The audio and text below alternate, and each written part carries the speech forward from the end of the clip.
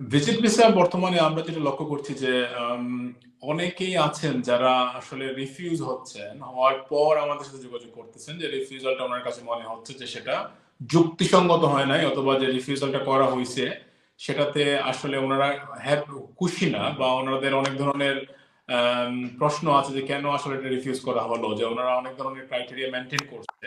তারপরে রিফিউজাল করা হচ্ছে। একটা উদাহরণ যদি আমি বলি, সেটা হচ্ছে যে অনেকে বলে, আমরা দেখেছি যে রিফিউজাল এরকমও আসে, ওনাদের যারা রিফিউজ হচ্ছেন তাদের কথারও যুক্তি, যেটা যে যুক্তিতে ওনারা দেখাতে চাচ্ছেন সেটাও আমরা দেখি যে অনেক ক্ষেত্রেই সেটা বিবেচ্য বিষয়। যেমন হচ্ছে যে দেখাচ্ছে যে আপনার বলা হচ্ছে যে 34 ডেজ বলা হচ্ছে, যে 34 ডেজ এর আগে আপনাকে আমরা রিফিউজ করলাম। অনেক সময় দেখা যায় বাংলাদেশ থেকে অ্যাপ্লিকেশন করতেছে কিন্তু রিফিউজালে লিখে দিচ্ছে যে শ্রীলঙ্কার ন্যাশনালিটি। এই ধরনের সিলি মিস্টেক আপনার হোম অফিসের পক্ষ থেকে আসছে। আবার অনেক সময় দেখা যাচ্ছে যে অনেকে অনেক ধরনের প্রপার ডকুমেন্টেশন দিচ্ছেন, তাদের ডকুমেন্টেশনের ইনকাম যারা সাবমিট করলেন, ইনকাম সাবমিট করার পর ইনকাম ট্যাক্সের যে কাগজগুলো দিচ্ছেন, ব্যাংকের স্টেটমেন্টও দিচ্ছেন, এবং দেওয়ার পর দেখা যাচ্ছে যে এই ধরনের বিষয়গুলোকে তারা গ্রহণযোগ্যতায় নিচ্ছেন না। এবং আপনার বাংলাদেশের যে টাইস কি, ওনারা কি রিটার্ন যাবেন কিনা, এই প্রসঙ্গে দেখা যাচ্ছে যে একজন মানুষ 15-16 বার বিদেশে বিভিন্ন দেশে ভিজিট করেছে, 3-4 বার ভিজিট করেছেন, এবং ইউকে তেও এসেছেন অনেকে। আসার পর আবার ওনারা ঠিক টাইমে দেশে ফিরে গিয়েছেন। সেক্ষেত্রে দেখা যাচ্ছে যে এই বিষয়গুলো গ্রহণযোগ্যতা নেওয়া হচ্ছে না, না এসে বলা হচ্ছে যে আসলে এগুলা ওনারা গ্রহণযোগ্য না করে রিফিউজাল করছেন, যার কারণে অনেকেই আমরা প্রতিনিয়ত কল পাচ্ছি যে এগুলা আপনার ওনারা মেনে নিতে পারছেন না। সেক্ষেত্রে আসলে আইনি প্রক্রিয়াটা কি হতে পারে, বা আমরা যে প্রক্রিয়াটা যদি একটু আপনি আমাদেরকে আবার এক্সপ্লেন করেন কেন হচ্ছে, বা আমরা কি ধরনের প্রক্রিয়ায় যেতে পারি ক্লায়েন্টকে এই ধরনের রেমেডি এনে দেওয়ার জন্য। Thank you. ধন্যবাদ আমাকে সুযোগ করে দেওয়ার জন্য। এরকম গুরুত্বপূর্ণ একটা বিষয় যেটা আমাদের কমিউনিটির জন্য খুবই হেল্পফুল হবে, এই বিষয়ে আলোচনা করার সুযোগ করে দেওয়ার জন্য। তো বিষয়টা হচ্ছে যে ভিজিট ভিসা নিয়ে তো আসলে আমি বেশ কয়েকবার আগেও আলোচনা করেছি, এখনো করছি, যে ভিজিট ভিসার যে বিষয়গুলো আমাদেরকে খেয়াল করতে হয় অ্যাপ্লিকেশন করার সময়, যে আমার বাংলাদেশের অবস্থানটা কোথায়, আমি বাংলাদেশে কি ধরনের প্রফেশনে আছি, কি করছি, এবং আমি ভিজিট ভিসার জন্য এখানে কোথায় আসবো, কার কাছে আসবো, কোথায় থাকবো, তার অর্থনৈতিক অবস্থানটাও অনেক সময় একটা গুরুত্বপূর্ণ বিষয় হিসেবে কাজ করে। তো এখন এই জিনিসগুলা হচ্ছে যখন আমাদেরকে অ্যাপ্লিকেশনটা করতে হবে তখন আমাদেরকে বিবেচনায় নিতে হবে যে এই জিনিসগুলো আমরা কিভাবে অ্যাপ্লাই করব আমাদের অ্যাপ্লিকেশনের সময়। আর দ্বিতীয় বিষয়টা যেটা হচ্ছে যে যখন রিফিউজ হচ্ছে সেই রিফিউজালটাকে আমরা কিভাবে দেখব। তো এখন সেক্রেটারি অফ স্টেটের একটা ডিসিশন, যেটা রিফিউজ হলে তাদের এখানে ভিজিট ভিসাতে আমাদেরকে তারা কোনো প্রকার আপিল রাইটও দিচ্ছে না, অ্যাডমিনিস্ট্রেটিভ রিভিউ রাইটও দিচ্ছে না। তো যে কারণে আমাদেরকে এটাকে জুডিশিয়ালি চ্যালেঞ্জ করতে হয়। তো জুডিশিয়ালি চ্যালেঞ্জ করার আগে জুডিশিয়াল চ্যালেঞ্জের একটা প্রোটোকল মেনটেন করতে হয়। সেই প্রোটোকলটাকে ফলো করে তারপরে জুডিশিয়াল চ্যালেঞ্জে যেতে হয়। এখন যেসব বিষয়গুলো নিয়ে রিফিউজ হচ্ছে, যদি যদি financial position of the applicant, এটা যদি এটাই সবচেয়ে গুরুত্বপূর্ণ রিফিউজালের দিক দিয়ে কাজ করে, যে ইস্যুটা সবসময় তারা নিয়ে আসে, যে financial position of the applicant, যে বাংলাদেশে আছে তার ফাইন্যান্সিয়াল পজিশনটা কি, তিনি কতটুকু সেটেলড, কতটুকু সচ্ছল, এবং কতটুকু ফাইন্যান্সিয়ালি এবল টু কোপ বাংলাদেশে এবং দেশের বাইরে। তো একটা একটা বিষয়। আর দ্বিতীয় বিষয়টা হচ্ছে তার বাংলাদেশের তার যে টাইটা আছে, বাংলাদেশের যে আত্মীয় স্বজন, বন্ধু বান্ধব, স্বামী স্ত্রী সংসার আছে, সেটা কতটুকু, বন্ডটা কতটুকু স্ট্রং, এটা আরেকটা বিষয় থাকে।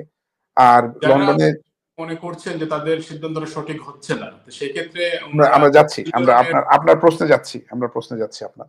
তো এখন আর দ্বিতীয় আরো যে কয়েকটা বিষয় থাকে তাদের সিদ্ধান্তের মধ্যে, সেটা হচ্ছে যে লন্ডনে আসার পরে উনি আর লন্ডন থেকে ফেরত যাবেন না। তো এই সমস্ত বিষয়গুলোর বিবেচনার মাধ্যমে আসলে একটা একটা সিদ্ধান্ত সেক্রেটারি অফ স্টেট গ্রহণ করে, এবং এই সিদ্ধান্তটা সঠিক কি বেঠিক সেটা অ্যাপ্লিক্যান্টের পক্ষ থেকে তখন এটাকে চ্যালেঞ্জ করতে হয় যদি ডিসিশনটা নেগেটিভ হয়। এখন কিছু কিছু ক্লারিক্যাল মিস্টেক হয়, যেটা আপনি বলছেন যে যেমন বাংলাদেশি নাগরিকত্ব তারা বলতেছে শ্রীলঙ্কার নাগরিক, আবার ডকুমেন্ট গুলো তারা দেখছে না ভালো করে। এই যখন ডকুমেন্ট গুলো ভালো করে দেখে না, ডকুমেন্ট গুলো যদি সঠিকভাবে তারা অবজার্ভ না করে, সঠিকভাবে কনসিডারেশন না করে ডিসিশনটা দেয়, তখন ওই ডিসিশন গুলো আসলে জুডিশিয়ালি চ্যালেঞ্জ করা যায়। তো বাংলাদেশি নাগরিককে শ্রীলঙ্কান বলা হয়েছে, এই কারণে আপনি জুডিশিয়াল রিভিউ যেতে পারবেন না। কিন্তু একটা ডকুমেন্টকে তারা সঠিকভাবে অ্যাসেস করে নাই, না করে আপনার অ্যাপ্লিকেশনটাকে রিফিউজ করছে, এইটা আপনার জুডিশিয়াল চ্যালেঞ্জের একটা অংশ। সঠিক প্রসিজিয়ারটা তারা মেনটেন করা উচিত ছিল, সঠিক প্রসিজিয়ারটা তারা মেনটেন করে নাই, এইটা জুডিশিয়াল চ্যালেঞ্জের একটা অংশ।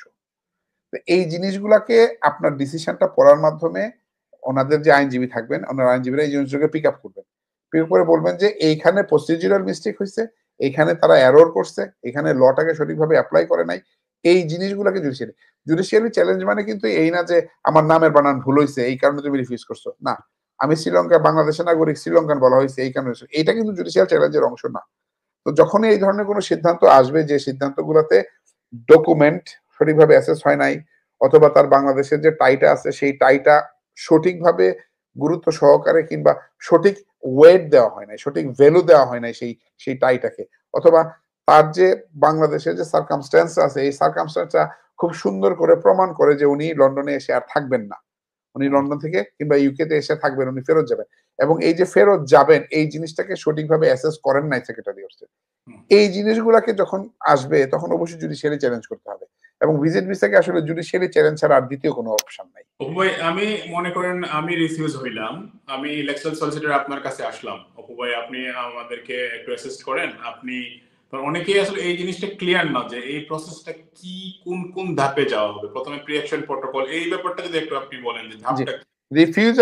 রিফিউজালের আউট কান্ট্রি রিফিউজালের একটা সময় থেকে জুডিশিয়াল রিভিউ করতে হয়, এটা আমাদের আমরা সচরাচর সবাই মনে করি এবং বলি যে 3 মাস, আসলে জিনিসটা 3 মাস বলে কোনো স্পেসিফিক নিয়ম আছে, 3 মাসের মধ্যে করতে হয় কারণ এটা একটা গাইডেন্স আছে, তবে প্রম্পটলি করতে হয়। লিগেল টার্মটা হচ্ছে প্রম্পটলি, যত তাড়াতাড়ি করে সম্ভব তত তাড়াতাড়ি করে ফেলতে হয়। সুতরাং ডিসিশনটা পাওয়ার সাথে সাথে যদি জিনিসটা নেগেটিভ হয়, ডিসিশনটা পাওয়ার সাথে সাথে আপনাকে একজন এক্সপার্টের পরামর্শে যেতে হবে, এবং এটাকে দেরি করা যাবে না। শেষ মুহূর্ত পর্যন্ত যদি জিনিসটাকে রেখে দেন তাহলে শেষ মুহূর্তে অনেক সময় যে প্রোটোকল জিনিসটা আপনি যেটা বললেন যে এই সেক্রেটারি অফ স্টেটের কাছে লিখতে হয়, কেন তারা ডিসিশনটা ভুল করছে এই কারণগুলো বলতে হয়, কেন তারা ডিসিশনটাকে চেঞ্জ করে আমার ক্লায়েন্টকে ভিসা ইস্যু করবে এই কারণগুলো বলতে হয়, এবং তাদেরকে 14 দিনের সময় দিতে হয়। এই সময়টা দেওয়ার মতো সময় করার পরে যদি তারা এইটাকে আবার রিফিউজ করে, তখন এটাকে জুডিশিয়াল রিভিউ যাওয়া, বান্ডেল প্রিপারেশন করা, ফর্ম ফিল আপ করা, এভিডেন্স সব কালেক্ট করা, উইটনেস স্টেটমেন্ট কালেক্ট করা, এগুলো অনেক ডিফিকাল্ট। তাই যখনই ডিসিশনটা আসবে ডিসিশনটা নিয়ে দেরি করা যাবে না, যত তাড়াতাড়ি সম্ভব একজন এক্সপার্টের কাছে চলে আসতে হবে। আমরা লেক্সটাল সলিসিটরের পক্ষ থেকে অনেকেই এই ধরনের হেল্প করতেছি, মানুষজন আমাদের কাছে আসতেছে, অনেকে রেমেডি পাচ্ছেন আলহামদুলিল্লাহ, অনেকের বিভিন্ন জন বিভিন্ন পর্যায়ে রেমেডি পাচ্ছেন, অনেকে ডিসিশনটা আসার সাথে সাথে যখন আমরা সেক্রেটারি অফ স্টেটের কাছে প্রি অ্যাকশন প্রোটোকল চ্যালেঞ্জ করে পাঠাচ্ছি তখনই অনেক সময় ওনারা ভিসা দিয়ে দিচ্ছেন, অনেক সময় ওনারা ভিসা ইস্যু না করে রিকনসিডারেশনে নিয়ে যাচ্ছেন, রিকনসিডারেশন অনেক সময় ভিসা দিয়ে দিচ্ছে, অনেক সময় রিকনসিডার যাওয়ার পরে হয়তো যদি জিনিসটা নেগেটিভ হয় তখন আমরা জুডিশিয়াল রিভিউ এর দিকে যাচ্ছি। জুডিশিয়াল রিভিউ যাওয়ার পরে যখন জুডিশিয়ালটা তাদের জুডিশিয়াল বোর্ডের কাছে যখন চলে গেল, তাদের যখন লিগেল হোম অফিসের লিগেল ডিপার্টমেন্টের কাছে যখন চলে গেল, তখন তারা আর্গুমেন্টটা দেখলো যে আমাদের গ্রাউন্ডসটা কি, ডকুমেন্ট গুলো দেখলো, দেখার পরে তারা অনেক সময় ওইখান থেকেও তারা অ্যাকসেপ্ট করে ফেলে, অ্যাকসেপ্ট করে বলে যে তোমরা জুডিশিয়াল রিভিউ আর করো না, আমরা তোমার অ্যাপ্লিকেশন অ্যাকসেপ্ট করে ফেললাম, তোমাকে আমরা কনসেন্ট অর্ডারের মাধ্যমে অ্যাকসেপ্ট করে আমরা তোমাকে ভিসা ইস্যু করে দিচ্ছি। তো এই জিনিসগুলা সবগুলা স্টেজ বাই স্টেজ করতে হয়। প্রথম স্টেজ হচ্ছে রিফিউজালটা পেলেন, হ্যাঁ, অনেকে রিফিউজালটা নিয়ে কোর্টের যে ফি 169 পাউন্ড সেটা কখন পে করবেন ওনারা?